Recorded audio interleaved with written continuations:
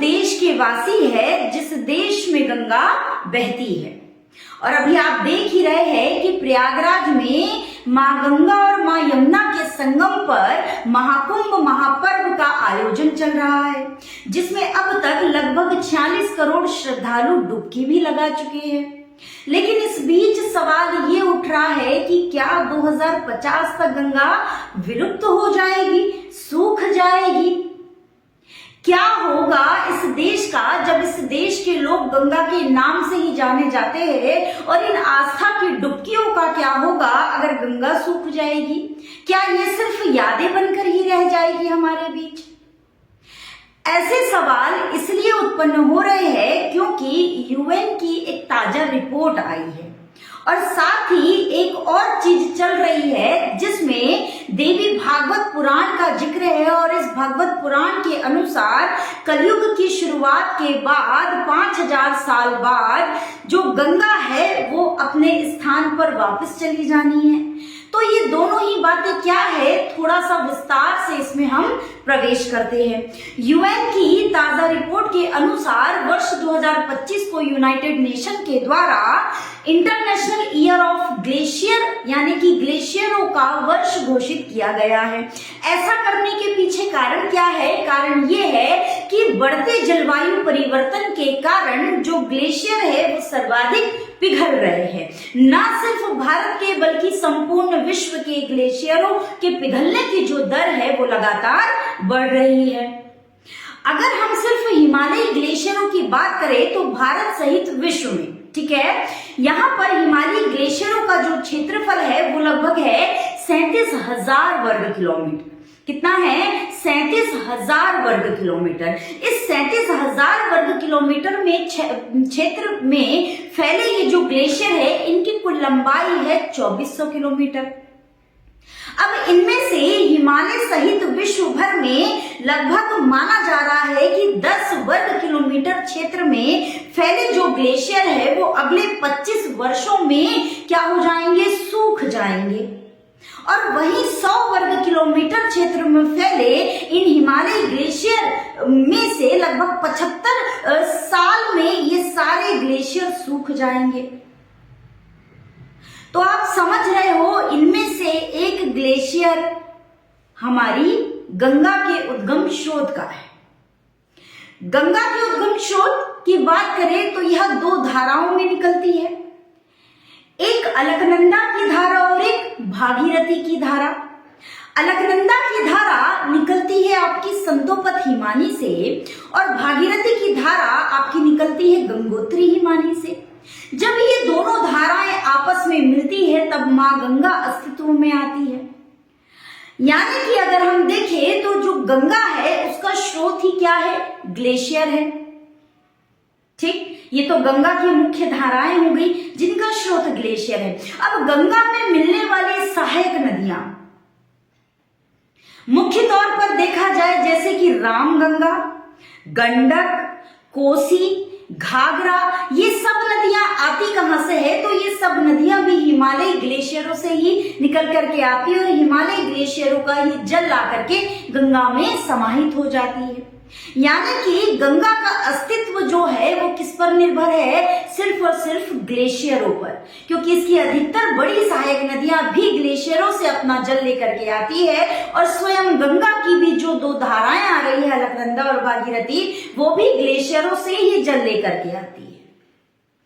अब कल्पना करिएगा, मान लो ये ग्लेशियर सूख गए तो क्या होगा? क्या गंगा का अस्तित्व बचेगा? बिल्कुल भी नहीं। और एक डाटा के अनुसार जो गंगोत्री ग्लेशियर है वो 1935 से लेकर 1966 के बीच इसमें 20 मीटर की कमी दर्ज की गई है और उसके बाद हर साल प्रति वर्ष 38 मीटर की दर से ये ग्लेशियर पिघल रहे हैं। ग्लेशियरों के पिघलने से न सिर्फ नदियों का अस्तित्व खतरे में है बल्कि देश का भी अस्तित्व खतरे में आ सकता है। कैसे आ सकता है? क्योंकि आप देखेंगे कि जब ग्लेशियर पिघलते हैं तो उनसे समुद्री जल स्तर बढ़ने लग जाता है और ग्लेशियर क्यों पिघलते हैं? जलवायु परिवर्तन के कारण, ग्लोबल वार्मिंग के कारण। यानी कि ग्लोबल वार्मिंग जब होती है, जलवायु परिवर्तन जब होता है, तो ग्लेशियरों पे सबसे पहले इफेक्ट पड़ता है। यानी कि ग्लेशियर सबसे ज्यादा प्रभावित हो जाते हैं। ग्लेशियर पिघलेंगे, ग्लेशियरों के पिघलने से जलस्तर बढ़ेगा। जैसे ही जलस्तर बढ़ेगा, बाढ़ और भूस्खलन जैसी समस्याएं उत्पन्न होगी, जो कि हम प्रतिवर्ष देख रहे हैं कि इन आपदाओं की तादाद लगातार बढ़ रही है। माना जा रहा है कि वर्ष 2100 के बाद ये जो नदियां की जलधाराएं हैं वो एकदम पतली हो जाएगी, नाले रूपी हो जाएगी, नदी का रूपी हो जाएगी।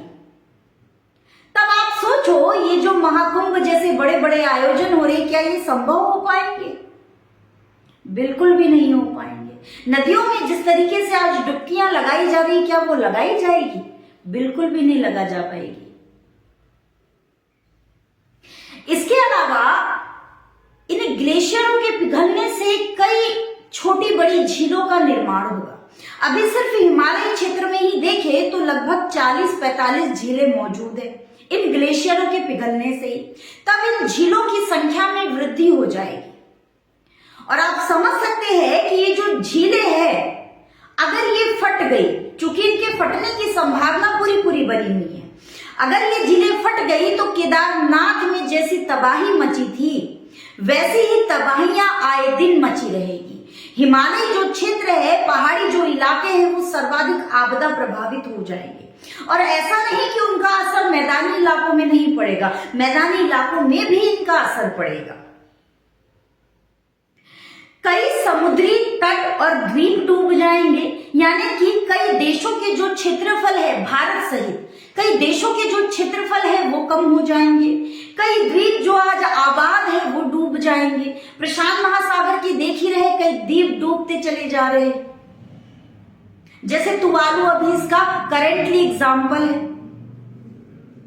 तो ऐसे ही भारत में भी होगा कि इसके जो तटवर्ती इलाके हैं वो कम हो जाएंगे, समुद्री जल स्तर बढ़ जाएगा और कई जो छोटे छोटे द्वीप हैं, लक्षद्वीप के कई द्वीप डूब जाएंगे, अंडमान निकोबार के कई द्वीप डूब जाएंगे। और यूपी सहित भारत के लगभग 40 से 45 करोड़ की जो जनसंख्या है वो पेयजल के संकट से जूझ रही होगी। क्योंकि हमारे पास पेयजल के रूप में ये नदियां ही तो है, हमारे पास पेयजल के रूप में तालाब ही तो है, हमारे पास पेयजल के रूप में भूमिगत जल ही तो है। इन सब का स्तर लगातार कम होता जा रहा है। ये लगातार हमारी धरती से विलुप्त होते जा रहे हैं या ये कम होते जा रहे हैं। इसलिए अभी भी समय है, अभी भी अगर हम सचेत ना हुए तो ये जो हरियाली हमको दिख रही है ये दिखना बंद हो जाएगी। क्योंकि जल ही नहीं रहेगा तो वाष्पीकरण कहां से होगा, वाष्पीकरण ही नहीं होगा तो जल कहां से बरसेगा। यानी कि जो पूरा जल चक्र है वही प्रभावित हो जाएगा। और अकेले जल चक्र प्रभावित होने से पूरे जैव मंडल के अस्तित्व पर खतरा उत्पन्न हो जाएगा। तो ये रिपोर्ट आपको बहुत कुछ चेता रही है, बहुत कुछ समझा रही है। और हम हमारी आने वाली पीढ़ी के लिए क्या छोड़ के जा रहे हैं?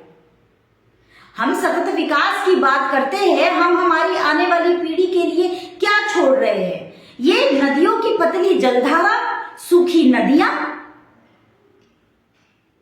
ये हमारी संस्कृति नहीं है। हमारी संस्कृति है दूसरों को देने की, पूरा हड़प करके खा जाने की हमारी संस्कृति कभी नहीं रही। हमारी संस्कृति सबको लेके चलने की रही है, हमारी संस्कृति सबको साथ लेके चलने की है, पूरा हड़पने की नहीं है। तो हमको हमारी आने वाली पीढ़ी के लिए भी विचार करना पड़ेगा। इसलिए नदियों के संरक्षण को ज्यादा महत्व देना होगा, ग्लोबल वार्मिंग को कम करना होगा, जलवायु परिवर्तन को कम करना होगा, जल चक्र को दूषित होने से बचाना होगा। तो ये सिर्फ अकेले सरकार की जिम्मेदारी नहीं होती है, इसमें प्रति व्यक्ति भी जिम्मेदार होता है। इसमें हर एक व्यक्ति की जिम्मेदारी है इस पर्यावरण को सुरक्षित रखने की, आपकी, मेरी, हम सबकी। इसी के साथ शुरुआत में एक सवाल मैंने आपके सामने और रखा था कि हमारे पुराणों में भी कहा गया है कि गंगा वापस चली जाएगी। पुराणों में देवी भागवत पुराण के स्कंद 9 अध्याय 11 के अनुसार एक बार मां गंगा और मां सरस्वती में किसी बात को लेकर कुछ विवाद हो गया। विवाद इतना बढ़ गया कि मां लक्ष्मी को आना पड़ा बीज बचाव करने के लिए।